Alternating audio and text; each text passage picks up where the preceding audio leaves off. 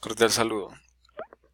A continuación presentaré algunas aclaraciones con respecto a la guía de aprendizaje del espacio académico de bioestadística, a la guía de aprendizaje correspondiente al- a la fecha entre el 15 de agosto al 16 de septiembre. La guía de aprendizaje 1, pues como ustedes pueden ver en el aula virtual, ya encuentran la guía, la rúbrica, el material de estudio, las lecturas y los enlaces a las actividades. Eh, lo que respecta a la estrategia de aprendizaje, se encuentra, eh, pues que lo que se va a abordar son los métodos estadísticos, particularmente lo referente a la determinación de población y muestra, la tabulación y distribución de frecuencias, y todo esto para comprender algunos elementos principales del estudio estadístico en el estudio de muestras biológicas y poblaciones particularmente. Pueden hacer una primera lectura del libro de Mather, la biología que tenían de manera general.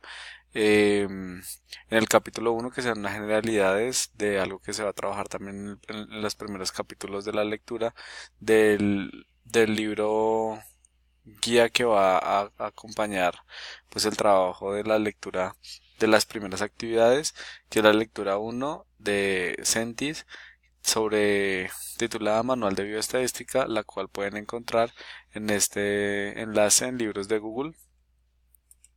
Cuando lo habilitan, también la pueden encontrar desde los recursos.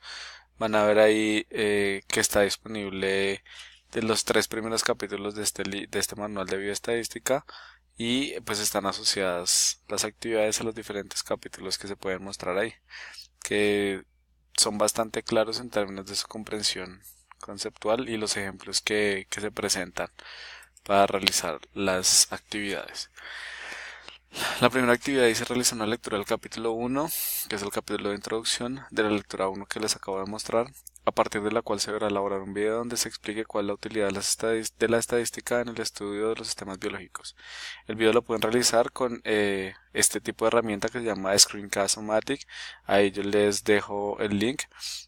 No puede superar los 15 minutos para que no sea tampoco tan extenso, y debe mostrarse el estudiante en la explicación, para lo cual cuando utilizan esta herramienta, por ejemplo, tienen la opción de colocar, poder visualizar la pantalla como están viendo en este momento, pero también tener un recuadro en cualquier parte de la pantalla donde se pueden ver ustedes con la cámara, que es bastante útil y fácil de usar.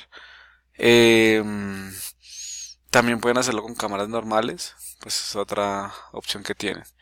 Pero particularmente que se vea la explicación, que ustedes realicen es una explicación sobre la pregunta ¿cuál es la utilidad de la estadística en el estudio de los sistemas biológicos?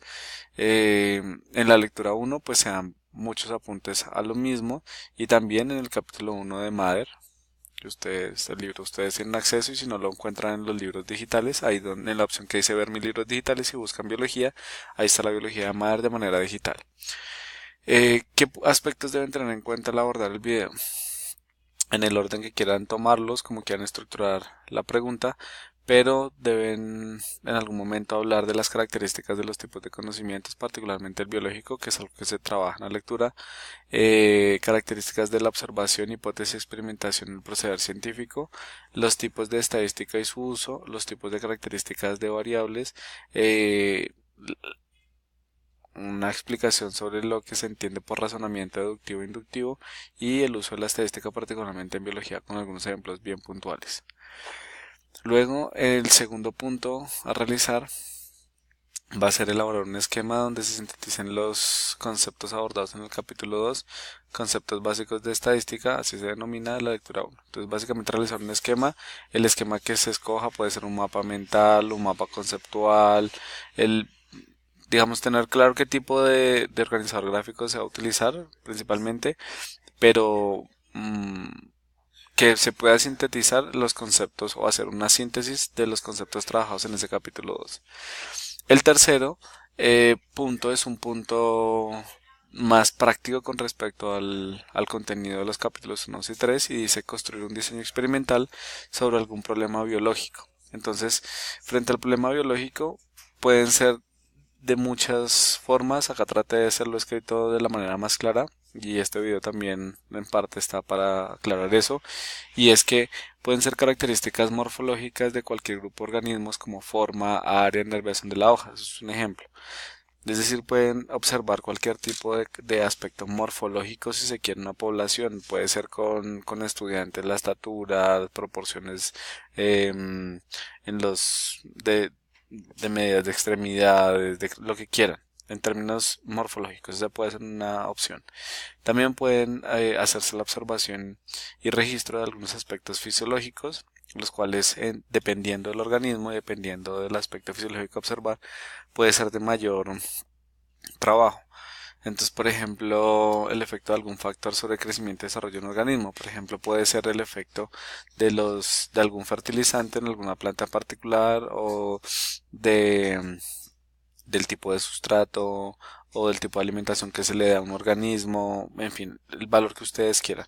El, el diseño experimental o la cosa que quieren observar puede ser muy variada, pero siempre tiene que trabajar con algún aspecto biológico en algunos de los niveles de organización. Recuerden que los niveles de organización o de complejidad van desde el nivel celular hasta el nivel de ecosistema. Yo les recomiendo solamente ese hasta el nivel de población.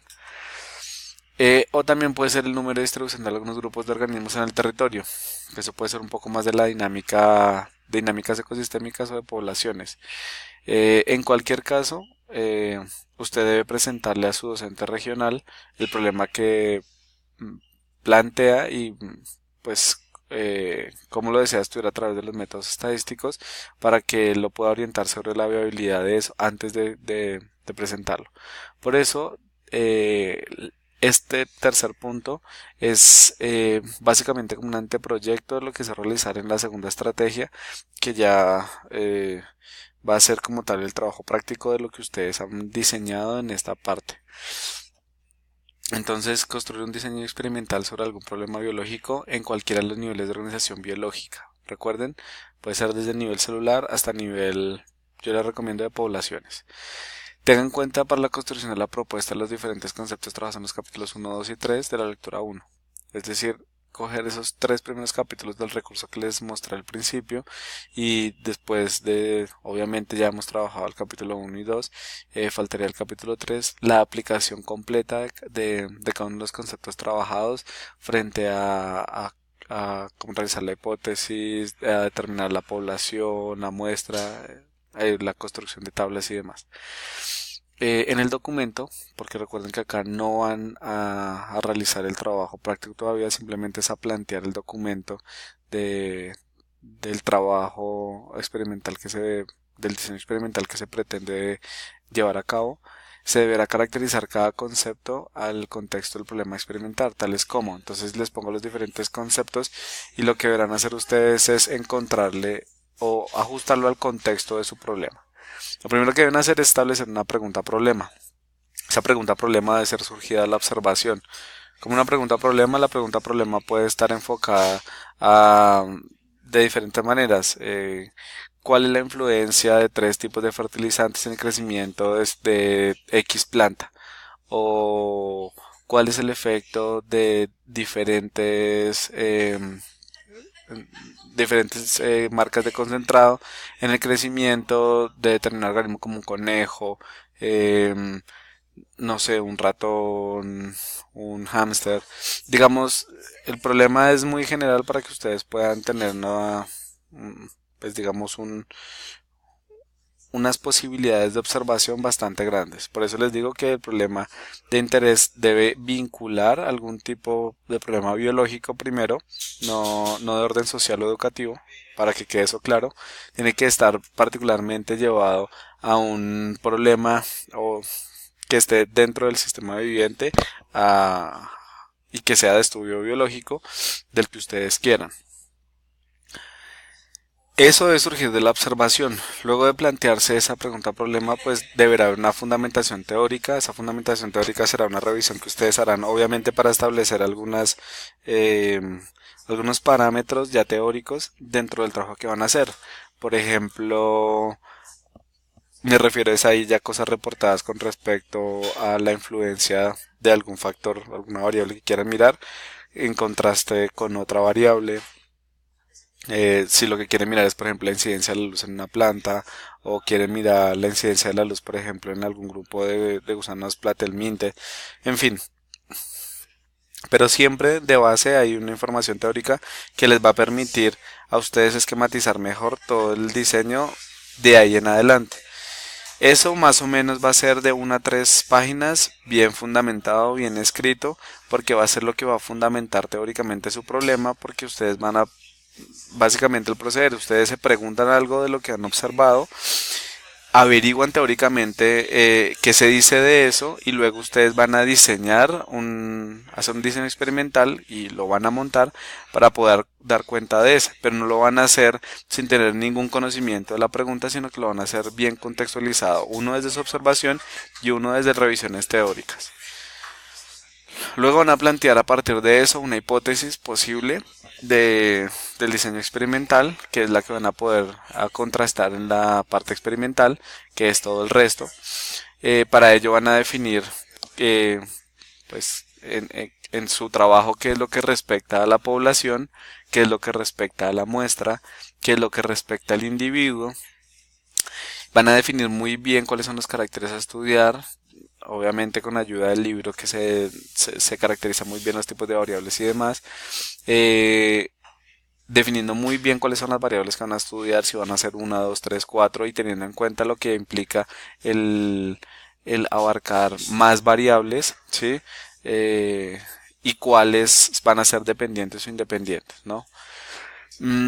También las escalas de medida que van a utilizar, y acá empieza un poco a vincularse más el capítulo 3 cuando hablamos de los formatos de instrumento para la recolección de información, es decir, qué tipo de tablas van a utilizar ustedes. Tienen que diseñarlas ya en el documento escrito de cómo es que piensan recoger la información de lo que ustedes van a poner a experimentar, que pueden a poner a experimentar ya a principios de septiembre, obviamente con el aval de su docente regional sobre la viabilidad de su trabajo experimental, y luego seguirán haciendo para la segunda estrategia de aprendizaje, y de ahí tomar más datos. Entonces acá primero es el diseño de esos instrumentos, teniendo en cuenta esa información que se da en el capítulo 3 sobre qué tipo de tablas es lo que desean construir, las tablas más concretas, las tablas más eficientes, las tablas más reales con respecto al problema que ustedes van a trabajar. Entonces debe presentarse un borrador de esas primeras tablas para que se hagan correcciones a las mismas, o se empiece a trabajar sobre ellas. Luego el tipo de frecuencias a estudiar, pues también será un aspecto que deben empezar a, a contemplar, y eso lo pueden, y para eso se pueden ayudar mucho de la fundamentación teórica. Y por último, los análisis de la información, es decir, qué tipos de transformaciones de esas tablas de frecuencia van a utilizar. Si van a utilizar luego, creen que va a ser mejor según la bibliografía que han estudiado, si establecer eso en porcentajes, en proporciones, en tasas, en índices, en cocientes. Es decir, qué tipo de organización de esa información en las tablas van a utilizar. Eso se va a hacer primero como una planeación. No tienen que hacer, para esta primera entrega, no tienen que hacer o mostrar nada en concreto que ya hayan realizado. Simplemente el planteamiento en documento de eso que van a realizar. Una vez tengan el aval de su docente, pues empezarán a hacer el trabajo ya en la práctica y empezar a registrar la información. Lo importante es tener suficiente información para poder luego continuar con las temáticas que vienen en la segunda estrategia de aprendizaje, que tienen que ver con sacar la variancia, la media, la moda y demás, que son capítulos que siguen después en los documentos de bioestadística. Ahí están los tiempos de entrega, como ustedes pueden ver. También pueden encontrar la rúbrica, el material de estudio, que es el que les acabo de mostrar, y también van a encontrar algunas lecturas complementarias, ¿sí? En este caso, esta que se encuentra en, en el CRAI de la universidad. Ustedes pueden vincularla, y es otra bioestadística. Si les es más sencillo, pueden encontrar otros libros de bioestadística que les puedan ayudar a profundizar sobre los temas. Bueno, con esto terminamos esta primera estrategia. Espero que cualquier duda me escriban o se comuniquen conmigo para resolverla. Muchas gracias.